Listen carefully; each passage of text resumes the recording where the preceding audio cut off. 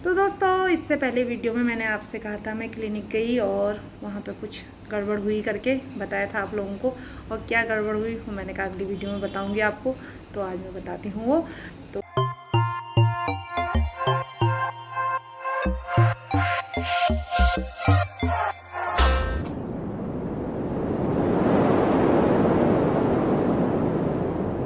राधे राधे दोस्तों, सुबह की पूजा के साथ ही मेरे आज के ब्लॉग की होती है शुरुआत। सबसे पहले भगवान जी की पूजा हुई, उसके बाद मैं आई किचन में।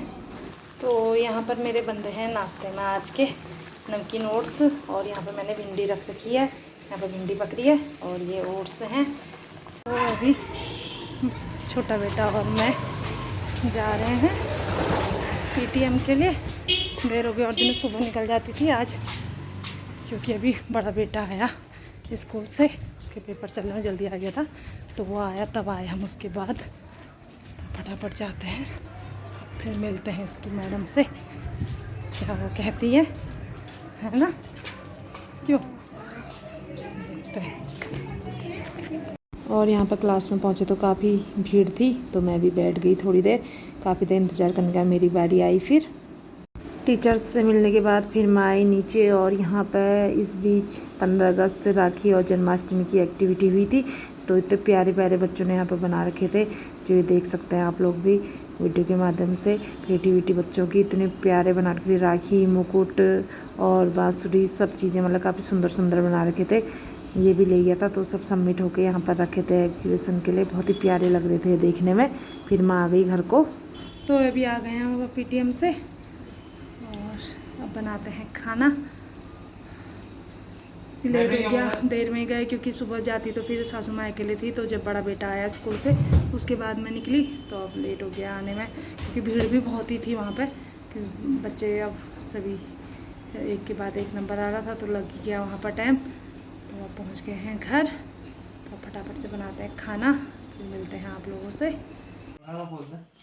तो यहाँ पर अभी मेरा बना है दाल चावल और ये भिंडी की सब्ज़ी सुबह की है, जो कि मेरे को सब्ज़ी के साथ खाना पसंद है। तो इसलिए मैंने अपने के लिए लगा दी थाली, ये दोनों बच्चों के लिए, और सासू माँ को दे दिया है मैंने दिन का खाना। तो अब इसमें डालते हैं अचार बच्चों के लिए, अचार और दाल इनको देती हूँ। अपना पहले सब्ज़ी के साथ खाती हूँ, फिर मिलती हूँ आप लोगों से। तो दोस्तों, इससे पहले वीडियो में मैंने आपसे कहा था मैं क्लिनिक गई और वहाँ पे कुछ गड़बड़ हुई करके बताया था आप लोगों को। और क्या गड़बड़ हुई वो मैंने कहा अगली वीडियो में बताऊंगी आपको। तो आज मैं बताती हूँ वो। तो वहाँ पे मैं गई और मैंने डॉक्टर साहब को दिखाया, सही हो गया। डॉक्टर साहब ने दवा लिखी और दवा वो लिख के बगल काउंटर में, वहीं पर काउंटर है, मतलब कंपाउंडर से वहाँ से लेनी होती है। तो पेमेंट भी भैया ने बताई, भैया ने मुझे 1,500 रुपये बताए। डॉक्टर साहब की इसमें कहीं से कहीं तक कोई गलती नहीं है। भैया ने मुझे 1,500 रुपये बताए और मैंने 1,500 रुपये दिए। भैया ने 1,000 रुपये डॉक्टर साहब के ओर को करे।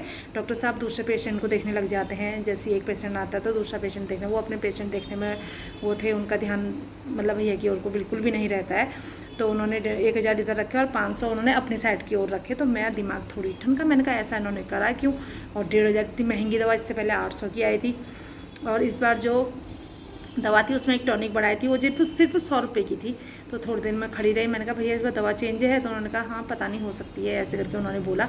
तो मैंने कहा डॉक्टर साहब से पूछती हूँ, मैंने कहा थोड़ी सा डरेंगे तो बता देंगे करके, वो फिर भी कुछ नहीं। थोड़ी देर में वहाँ पर खड़ी रही, काफ़ी भीड़ थी, तो डॉक्टर साहब के पास जाने का नहीं हो पाया। तो मैंने सोचा चलो घर जाके कॉल से बात कर लूँगी। घर आई, मैंने कॉल किया तो उन्होंने कहा कि अभी बात नहीं हो सकती है, मतलब भैया ने कॉल उठाया। उन्होंने कहा कि शाम को कॉल करना, शाम को बैठेंगे सर करके। तो फिर थोड़ी देर में 2-2:30 बजे करीब मैंने कहा कॉल क्या करूँ बार बार। मैंने मैसेज कर दिया सर को कि सर ऐसी सी बात है, मैं इतने तारीख को भी आई थी पहले, आज फिर आई थी और इतने की दवा मेरी पहली बार आई थी, इतने की आ जाइए। और मेरे से 1,500 रुपये भैया द्वारा लिए गए, जो सही हैं या गलत, क्योंकि शायद दवा बदली है या गलती से लिए गए हैं, तो आप प्लीज़ बताइए। तो उन्होंने कहा मैं क्लिनिक में जाके देख के बताऊंगा। तो जब भाई डॉक्टर साहब क्लिनिक में गए, उन्होंने देखा होगा, उन्होंने फिर वहाँ से तुरंत मुझे मैसेज किया, मैडम आपके 600 रुपये यहाँ पर बकाया बचे हुए हैं, आप आके ले जाइए।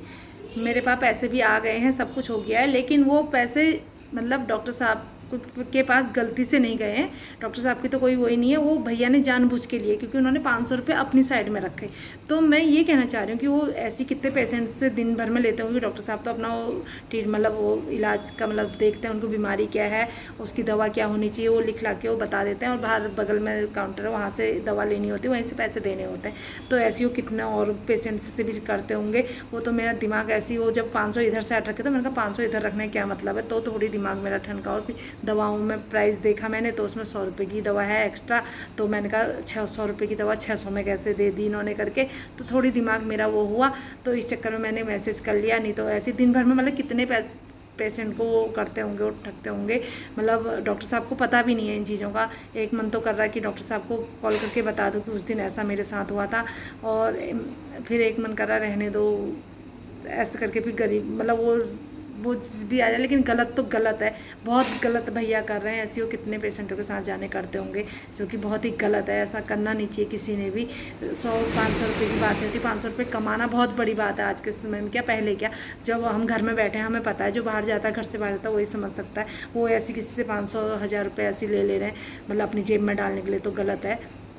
तो यही था जो मैं पिछली वीडियो में आपको बताना चाहती थी, जो मैंने आज बता दिया आप लोगों को। और अब मैं इस वीडियो को यहीं पर करती हूँ समाप्त। आई होप आपको ये वीडियो पसंद आई होगी। अगर ये ब्लॉग आपको पसंद आया तो कृपया लाइक करें, कमेंट करें और शेयर करना ना भूलें। और मिलते हैं नेक्स्ट ब्लॉग में, तब तक के लिए सभी को जय देवभूमि, जय उत्तराखंड, नमस्कार, बाय बाय।